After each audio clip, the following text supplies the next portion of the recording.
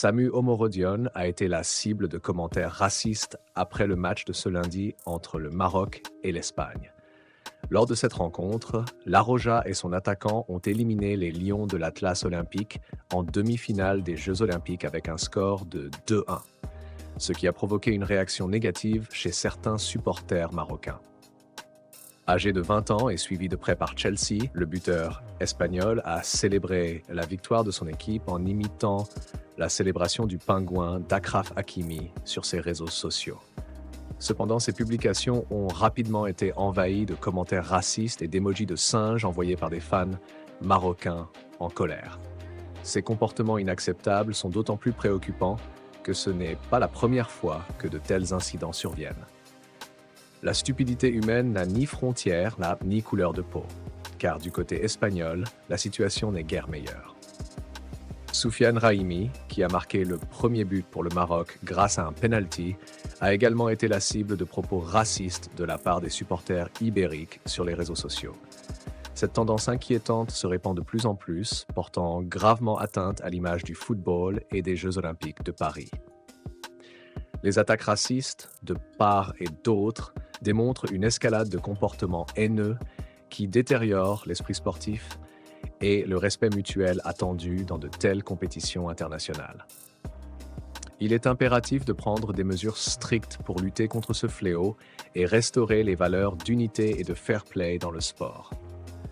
Rappelons à notre audience d'aimer la vidéo et de s'abonner à la chaîne si ce n'est pas encore fait, pour soutenir la promotion du respect et de la tolérance dans le sport. Le latéral droit marocain Achraf Hakimi a également été la cible d'attaques racistes après la rencontre qui a opposé le Maroc à l'Espagne lors des demi-finales des Jeux olympiques 2024. L'Espagne a battu le Maroc 2-1 lundi en demi-finale des Jeux olympiques de Paris 2024, se qualifiant ainsi pour la finale où elle affrontera la France dirigée par Thierry Henry. La rencontre a été marquée par des moments de tension et de rivalité, particulièrement autour de la figure emblématique d'Achraf Hakimi. Lors de la première mi-temps, Hakimi s'est retrouvé dans une altercation avec Arnaud Tenas, son coéquipier au Paris Saint-Germain. Cependant, ce n'est pas cet incident qui a retenu l'attention des supporters espagnols. La rivalité entre le Maroc et l'Espagne a refait surface, notamment en raison des célébrations provocatrices de Hakimi lors de la Coupe du Monde 2022, où il avait dansé comme un pingouin après avoir éliminé l'Espagne en huitième de finale. Les joueurs de La Roja ont réagi à cette provocation de manière symbolique sur les réseaux sociaux.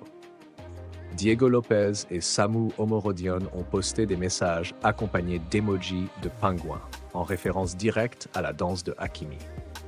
Ce geste, perçu comme une tentative de revanche, a suscité de nombreuses réactions. Cependant, cette revanche numérique a eu des répercussions regrettables.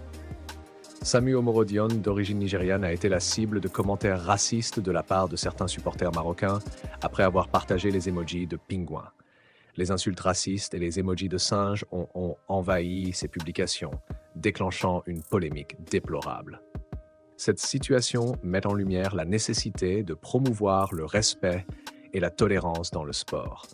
Les rivalités sportives doivent rester dans le cadre du fair play et ne pas dégénérer en comportements discriminatoires. Cet incident rappelle l'importance de lutter contre le racisme et de soutenir les valeurs d'inclusion et de respect dans toutes les compétitions sportives. Il est crucial que les instances sportives, les supporters et les athlètes travaillent ensemble pour éradiquer ces comportements et pour créer un environnement où chaque individu est respecté et valorisé, indépendamment de son origine ou de sa couleur de peau.